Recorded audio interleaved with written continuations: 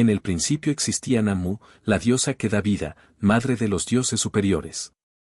De su seno surgió la montaña cósmica, el cielo y la tierra fundidos en una amalgama. El pico de la montaña, que tenía su base en la tierra, tocó el cielo. El dios An era el cielo y la diosa Ki, o Ninursak, era la tierra. Nammu, madre de Ki, era el océano primigenio que rodeaba a la tierra, el caos original. An y Ki engendraron un hijo, Enlil, señor del aire, que al nacer separó a sus padres, el cielo y la tierra, y así se creó el día, el alba. En los mitos mesopotámicos, la creación del mundo se trató de una batalla aterradora entre los elementos de la naturaleza, representados por dioses sólidos, líquidos y gaseosos. Este mito bélico de la creación no aparece en los poemas sumerios, sino en un poema babilónico muy posterior, y que se conoce como Enuma Elish o poema babilónico de la creación. Los asirios y los babilonios absorbieron la cultura sumeria, adecuándola a su tiempo y traduciendo los nombres de sus dioses y de sus héroes. Tal como hicieron los romanos con la cultura griega, copiaron sus dioses, sus héroes e incluso su epopeya principal, la Eneida, que es una imitación de la Odisea, la cual, a su vez, recoge los mitos de la epopeya de Gilgamesh. El final de la última glaciación, hace unos 12 o 10.000 años, empezó a secar las tierras bajas de Mesopotamia hasta entonces cubiertas de agua, agua que los sumerios llamaron Nammu, que en su lengua significa el mar primitivo. El agua es, en todas las culturas, el origen de la vida. Por eso Nammu era la diosa creadora. Enlil, cuyo nombre significa aire, viento, soplo, espíritu, lo que nos recuerda al pneuma de los griegos, o al espíritu de Jehová flotando sobre las aguas, se llevó la tierra consigo y la apartó del cielo. El aire, por tanto, separó el cielo de la tierra. Los pensadores de Mesopotamia no eran filósofos que buscaran la verdad, sino poetas que utilizaron la imaginación para exponer sucesos trascendentales. Y, como todos los intelectuales antiguos, crearon sus narraciones para glorificar a sus dioses. Los mitos podían ser maneras literarias de contar la historia de hechos o episodios sucedidos hace mucho tiempo a través de personajes y utilizando metáforas o parábolas. De acuerdo con Beroso, sacerdote babilonio, el primer hombre se llamó Wanna, apodado Adapa, el sabio. Ea, el dios de la vasta inteligencia, adornó a Adapa con todas las cualidades excepto la inmortalidad. El dios An, molesto con el ser humano, quiso acabar con él y le ofreció el alimento de la muerte, pero Adapa, advertido por el dios Ea, no quiso comer ni beber nada. Así, cuando An, arrepentido de su mala intención, le ofreció el alimento de la vida eterna, Adapa lo rechazó y perdió la oportunidad de ser inmortal. La creencia que prevalecía entre el pueblo de Eridu, la ciudad más antigua, era que el primer hombre había sido creado por la diosa Gran Madre, quien utilizó arcilla amasada con saliva y sangre de un dios. Un dios al que Enki, el de la vasta inteligencia, hizo morir previamente. En este mito antiguo, los dioses no crearon al hombre para que reinara sobre el resto de la creación, sino para que trabajase para ellos.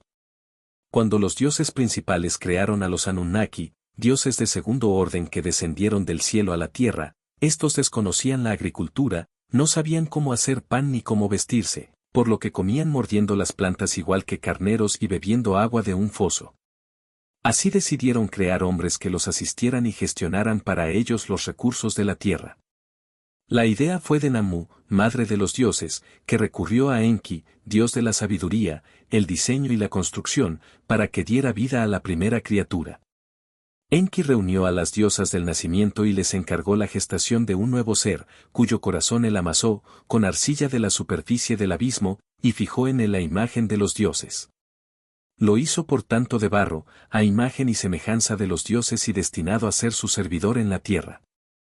A continuación, la palabra del Dios creó los animales y las plantas. Hubo un tiempo en que el hombre disfrutó del paraíso terrenal, habitó espesos bosques, siempre verdes, que le brindaban la protección y el abrigo de sus copas. Se alimentaba de frutos y vegetales, su vida transcurría cómoda y feliz, pues el alimento y el agua abundaban. Pero llegó una terrible sequía que desertizó los frondosos paraísos africanos durante 2 millones de años y obligó a los homínidos a descender de los árboles y a ponerse en pie para marchar por la sabana en busca de otro Edén. Solo les restaba adaptarse o morir. El poema sumerio, Enki-Ninursak, describe un paraíso terrenal, Dilmun, donde los primeros humanos vivieron felizmente bajo la mirada benévola de Enki.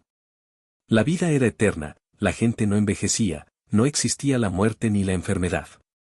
Los animales salvajes eran tan dóciles como las cabras, que pastaban la hierba sin temor a leones ni a lobos. El mito del paraíso perdido es muy similar en muchas culturas y revela un nuevo sentimiento que se instaló en el espíritu humano una vez que adquirió conciencia, la culpa. El humano se sintió culpable y merecedor de un castigo divino. La cólera de la deidad, en castigo a la desobediencia o la maldad del hombre, le priva para siempre del paraíso y extiende este castigo a toda su descendencia.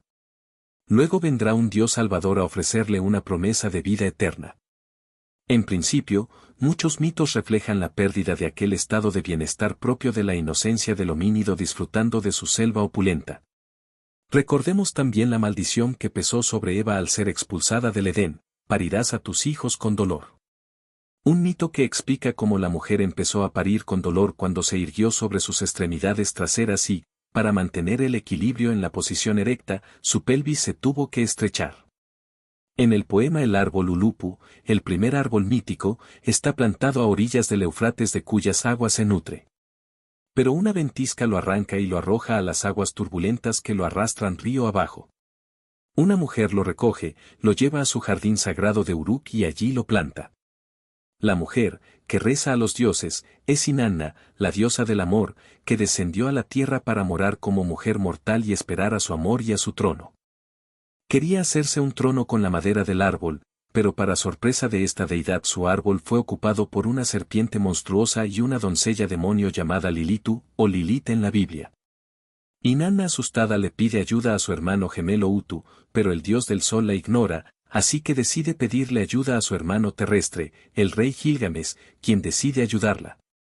El poderoso rey de Uruk utiliza su hacha para destruir a la serpiente y ahuyentar a la doncella demonio Lilitu.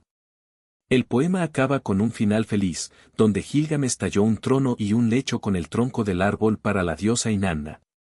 En recompensa, ella talla con las raíces del árbol objetos sagrados para su hermano Gilgamesh. Inanna inicia su reinado sentada en el trono tallado del árbol.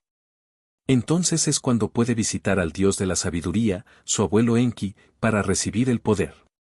Después se dirige a su hermano mayor, Utu, dios del sol, para preguntarle con quién debe desposarse.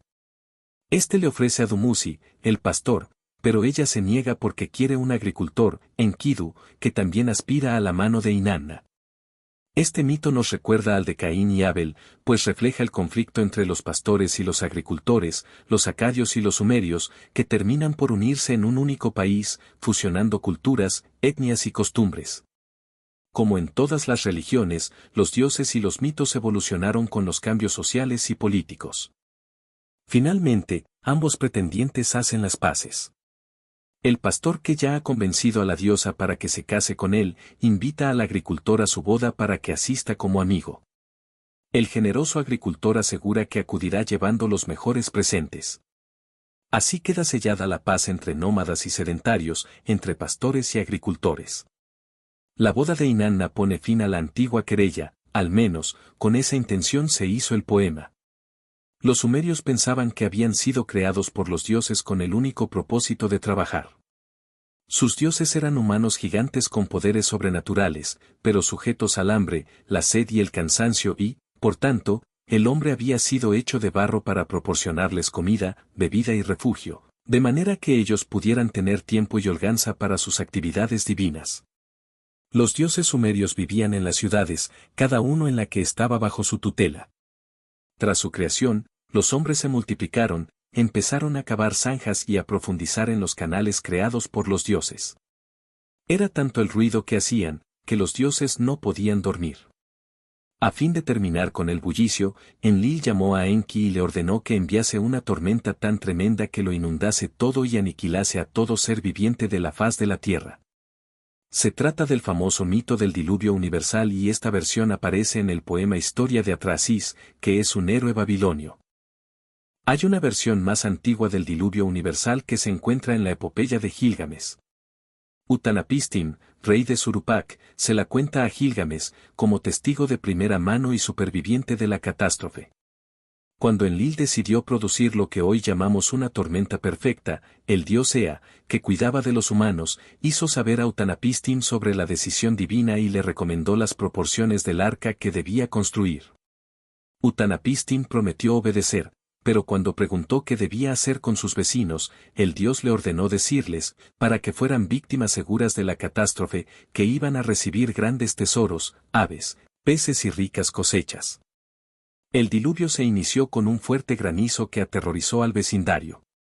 Pero Utnapishtim se mantuvo a flote con auxilio de un experto marinero. A bordo llevaba todas sus posesiones, incluyendo sus animales de cría. El temporal fue tan horroroso que los mismos dioses se asustaron. Duró 6 días y 6 noches, al cabo de los cuales, el barco tocó tierra en el monte Nisir. Al final, los dioses se enojaron entre ellos y cada uno culpó a otro de la destrucción causada. Acusaron a Ea de haber avisado a Utnapishtim y él se defendió protestando, ¿a quien se le ocurre hacer un diluvio? Acabad con los malos pero tened piedad de los buenos. Como aseguró que él no había revelado el secreto a mortal alguno, los dioses creyeron que Utnapishtim lo había averiguado en sueños, por lo cual, le concedieron la vida eterna y le condujeron a los cielos. Pero el original no es sumerio, es Yusudra. Esta es la versión más antigua. El problema es que el relato se encontró en una tablilla de barro a la que le faltan numerosas líneas y fragmentos y, probablemente por eso, se han difundido más las otras dos versiones que no son puramente sumerias, sino babilonias. Finalmente a Yusudra le concedieron la vida eterna, llevándole al país de Dilmun que era el paraíso terrenal sumerio. Los sumerios nunca se sintieron libres, estaban seguros de haber sido creados para llevar la carga de los dioses. Su filosofía era, por tanto, el determinismo. Estaban en manos de los dioses que, por otra parte, eran más humanos que divinos y cargados de limitaciones. Por fortuna los sabios sumerios asumieron que los dioses preferían la bondad a la maldad y la justicia a la injusticia. Ejemplo de esto fue la diosa Nanse. La que conoce a la viuda, la que conoce al huérfano. La que conoce la opresión del hombre por el hombre. Nanse era la diosa de los sueños, la adivinación, la justicia y el bienestar. Hija de Enki y Damkina. Era una auténtica justiciera social, alimentaba a los huérfanos, asistía a las viudas, daba consejo a aquellos en deuda y tomaba refugiados en zonas afectadas por la guerra.